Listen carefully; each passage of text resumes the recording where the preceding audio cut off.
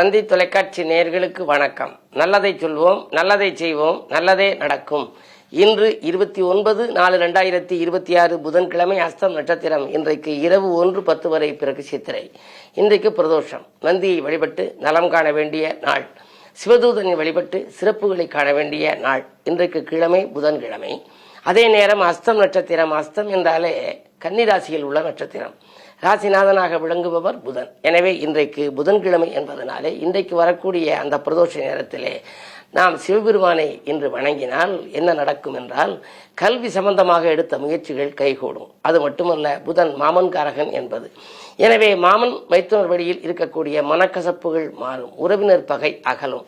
கல்விக்காகவோ கலைக்காகவோ நீங்கள் எடுத்த புது முயற்சிகளில் வெற்றி கிடைக்க வேண்டும் என்றால் இது போன்ற தினங்களிலே, நாம் பிரதோஷம் வருகின்ற நாட்களிலே நாம் நந்தியை வழிபட வேண்டியது அவசியம். எனவே இன்று அருகில் இருக்கும் ஆலயம் சென்று நந்தி, சிவன், உமையவளை நீங்கள் வழிபடலாம். அதற்கு பின்னாலே உங்களுக்கு இன்று நான் சொல்ல இருக்கிற ஒரு கருத்து, நடக்காததை நடத்தி காட்டுகின்ற ஸ்தலம் என்று சில ஸ்தலங்கள் தமிழகத்திலே இருக்கின்றன.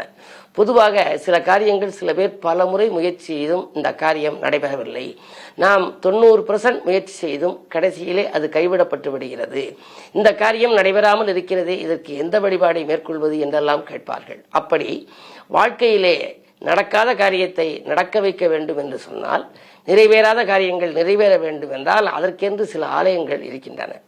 அவைகளெல்லாம் நாடி ஜோதிடத்திலே வரக்கூடிய பரிகாரங்களிலே இடம்பெற்றிருக்கின்றன. குறிப்பாக திருக்கடையூர் என்ற ஊரை பற்றி உங்களுக்கு பலமுறை சொல்லி இருக்கின்றேன்.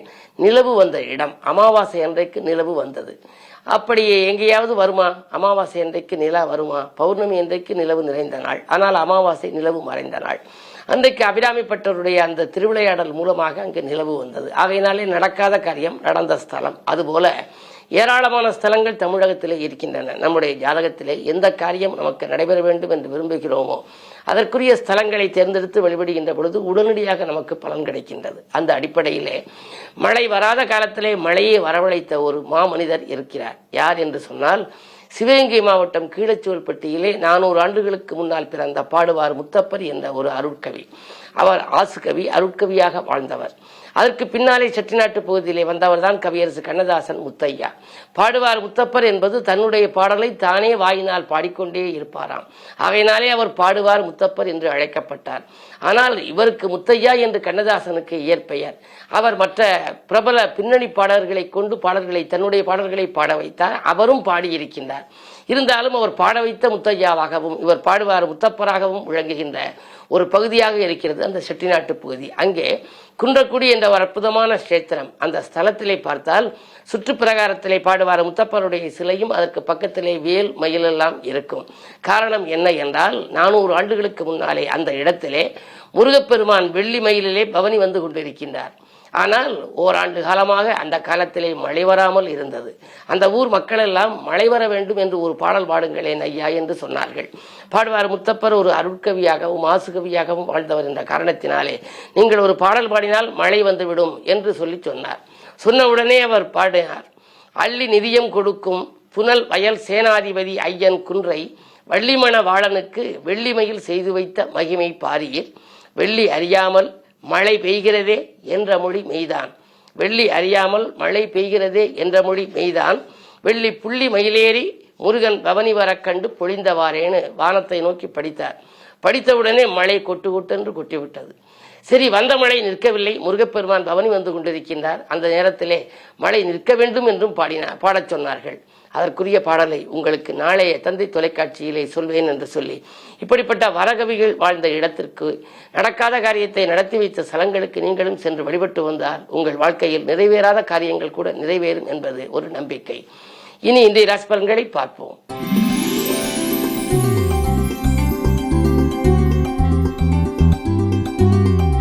மேசராசி நேயர்களே, உங்களுக்கெல்லாம் இன்றைக்கு உற்சாகத்துடன் செயல்படுகின்ற நாள். இன்று உடன் இருப்பவர்கள் உங்களுக்கு உறுதுணையாக இருப்பார்கள். உங்களுடைய ராசிநாதன் விரயஸ்தானத்தில் இருக்கிறாரே, விரயங்களாகுமோ என்று நீங்கள் பயப்பட வேண்டாம். உங்கள் ராசிக்கு 3ஆம் இடத்தில் இருக்கின்ற குரு பகவானுடைய பார்வை உங்கள் ராசிக்கு 9ஆம் இடத்தில் பதிகின்றது. பொதுவாக பாக்கியஸ்தானம் பலம் பெறுகின்ற பொழுது நல்ல பலன்கள் நடைபெற வேண்டும் என்பார்கள். அந்த அடிப்படையில் உங்களுக்கு இன்று தொட்ட காரியங்களில் வெற்றி கிடைக்கும், நண்பர்களின் ஒத்துழைப்பு கிடைக்கும், குடும்ப முன்னேற்றமும் திருப்திகரமாக இருக்கும், பணவரவு பொருளாதாரத்தை பொறுத்தவரை நிறைவாக இருக்கும். இந்த நாள் நல்ல நாள்.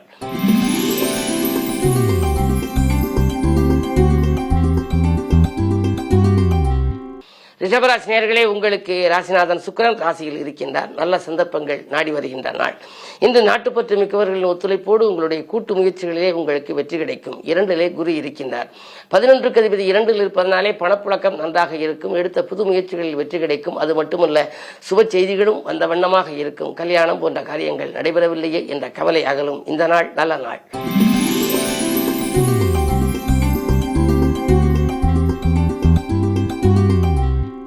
மிதுனராசி நேயர்களே, உங்களுக்கு இன்று ராசியிலேயே குரு பகவான் 7-10க்கு அதிபதியானவர் குரு, சப்தமாதிபதி மற்றும் தொழில் ஸ்தானாதிபதி. எனவே தொழில் தொடங்க வேண்டும் என்ற ஆசை நீண்ட நாட்களாக உங்களுக்கு இருக்கும்.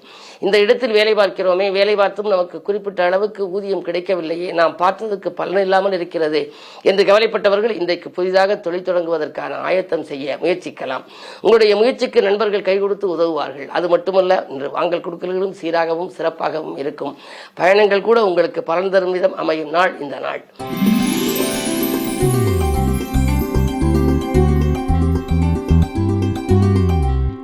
கடகராசி நேயர்களே, உங்களுக்கெல்லாம் அஷ்டமத்தில் ராகு அடியெடுத்து வைத்திருக்கின்றார். இருந்தாலும் கூட உங்களுக்கு 2லே கேது. ஆன்மீக நாட்டம் அதிகரிக்கும், நிதிநிலை உயரும், நிம்மதி கிடைக்கும், நிகழ்கால தேவைகள் பூர்த்தியாகும், எதிரிகள் விலகி லாப நோக்கத்தோடு பழகியவர்களையும் நீங்கள் இனம் கண்டு கொள்வீர்கள். இன்றைக்கு நீங்கள் வாழ்க்கை தேவைகளை பூர்த்தி செய்து கொள்கின்ற ஒரு அருமையான நாள். உங்களுடைய ராசிக்கு 8ஆம் இடத்திலே ராகு கும்பத்தில் இருப்பதனாலே கும்ப ராகு குடங்குடமாய் கொடுக்கும் என்பார்கள். எனவே பொருளாதார பிரச்சனை அகலும், வாங்கல் கொடுக்கல்கள் சீராகவும் சிறப்பாகவும் அமையும். இந்த நாள் நல்ல நாள்.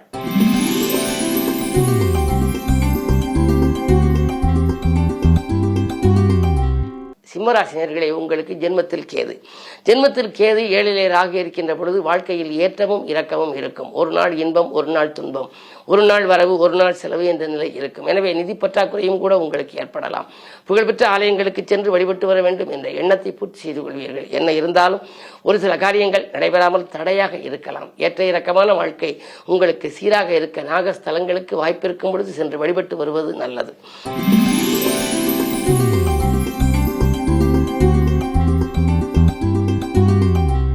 கன்னிராசி நேயர்களே, உங்களுக்கு ராசியிலேயே சந்திரன், லாபாதிபதி சந்திரன் உங்கள் ராசியில். லாபம் சிறப்பாக இருக்கின்றது. அது மட்டுமல்ல, உங்களுக்கு செலவுக்கேற்ற வரவும் வந்து கொண்டே இருக்கும். செல்வாக்கு மிக்கவர்களின் ஒத்துழைப்பால் சில காரியங்களை நீங்கள் முடித்துக் கொள்வீர்கள். அது மட்டுமல்லாமல் வீடு வாங்குவது, இடம் வாங்குவது போன்றவற்றிலும் ஆர்வம் காட்டுவீர்கள். கண்டகச்சனையின் ஆதிக்கம் இருக்கின்றது. நிறைய விரயங்கள் ஏற்படுகின்ற நேரம். இந்த நேரத்திலே வீண் விரயங்களிலிருந்து தப்பிக்க வேண்டுமானால் சுப விரயங்களை மேற்கொள்ள வேண்டும். எனவே இல்லம் கட்டி குடியேறலாம் அல்லது இல்லம் வாங்குவதற்கான முயற்சி செய்யலாம். கட்டிய வீட்டை பராமரிக்கலாம். பிள்ளைகளினுடைய எதிர்கால நலன் கருதி சில திட்டங்களை தீட்டலாம். இப்படி நல்ல விரயங்களை செய்வதன் மூலம் வீண் விரயங்களிலிருந்து நீங்கள் விடுபட வாய்ப்பு உண்டு.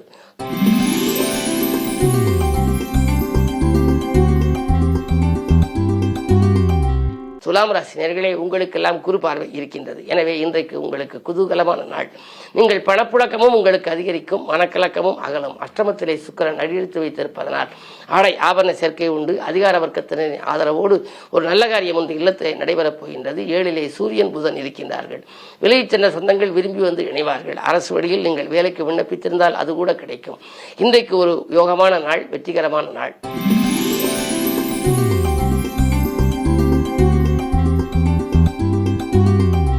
விருச்சிக ராசி நேயர்களே, உங்களுக்கு பிரபலங்களின் தொடர்பால் பெருமை காணுகின்ற நாள். இன்று பேச்சாற்றல் மிக்க ஒருவரின் ஒத்துழைப்பால் இன்றைக்கு பல நல்ல காரியங்கள் இல்லத்திலே நடைபெறப் போகின்றது. துணிவும் தன்னம்பிக்கையும் உங்களுக்கு கூடும். பஞ்சமஸ்தானத்திலே செவ்வாய் சனி சேர்க்கை இருப்பதனாலே பிள்ளைகள் வழியில் சில பிரச்சனைகள் வரலாம். இருந்தாலும் கூட நீங்கள் அதை சரி செய்து விடுவதற்காக செய்த முயற்சிகள் உங்களுக்கு வெற்றிகரமாக அமையும்.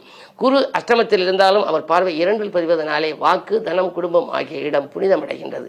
கொடுத்த வாக்கை காப்பாற்றுவீர்கள். கொள்கை பிடிப்போடு செயல்படுவீர்கள். பணப்புழக்கம் நன்றாக இருக்கும். வரவேண்டிய பாக்கிகள் வசூலாகலாம். அது மட்டுமல்லாமல் உத்தியோகம் சம்பந்தமாக நீங்கள் ஏதேனும் புது முயற்சிகள் செய்தால் அதில் உங்களுக்கு வெற்றி கிடைக்கும் நாளாக இந்த நாள் அமையப் போகின்றது.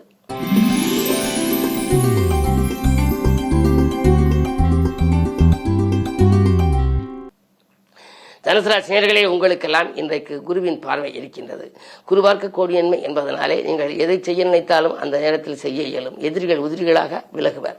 பிரதோஷம் என்பதனாலே இன்று பெருமைக்குரிய காரியங்கள் இல்லத்திலே நடக்க நீங்கள் நந்தியை வழிபட வேண்டும்.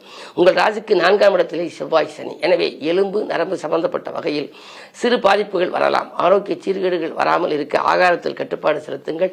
ஆரோக்கியத்தில் அதிக கவனம் செலுத்துங்கள். புத்திரஸ்தானத்திலே சூரியன் புதன் இருப்பதனாலே பிள்ளைகளின் கல்விக்காக எடுத்த முயற்சி கைகூடும்.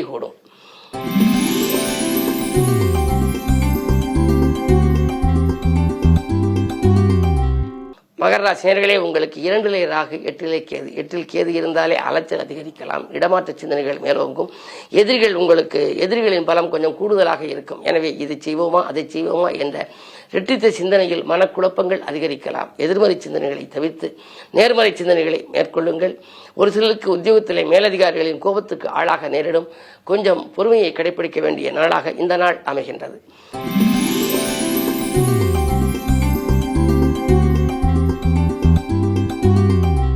கும்பராசினியர்களே, உங்களுக்கு சந்திராஷ்டமம். எது செய்தாலும் யோசித்து செய்ய வேண்டும்.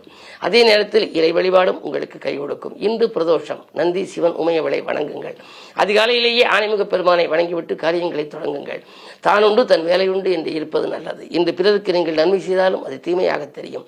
வரவை காட்டிலும் செலவு கூடுதலாக இருக்கிறது என்று கவலைப்படுவீர்கள். குடும்பத்தில் உள்ளவர்கள் உங்கள் குணமறிந்து நடந்து கொள்வார்களா என்பதும் சந்தேகம்தான். என்ன இருந்தாலும் இன்று உங்களுக்கு பொறுமை அவசியம் தேவைப்படுகின்ற நாள்.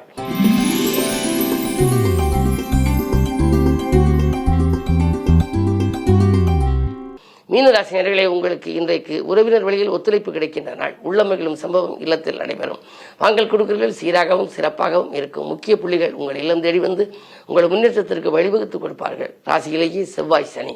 தனாதிபதி செவ்வாய் இருப்பதனாலே பணப்புழக்கம் நன்றாக இருக்கும். லாபாதிபதியாகவும் விரையாதிபதியாகவும் இருக்கும் சனி கூட அதோடு இணைந்து இருப்பதனாலே வருமானம் வந்த மறுநிமிடமே செலவாகிவிடும். இருந்தாலும் வருமானம் வராமல் இருக்காது. ராசிநாதன் 4ஆம் இடத்தில் இருக்கின்றார். எனவே சுகங்களும் சந்தோஷங்களும் அதிகரிக்கின்ற நாள்.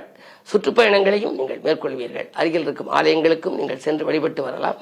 குடும்பத்துடன் உல்லாச பயணங்கள், ஆன்மீக பயணங்களை மேற்கொள்ளும் சூழலும் உண்டு. மேலும் விவரங்கள் அறிய தினத்தந்தி படியுங்கள்.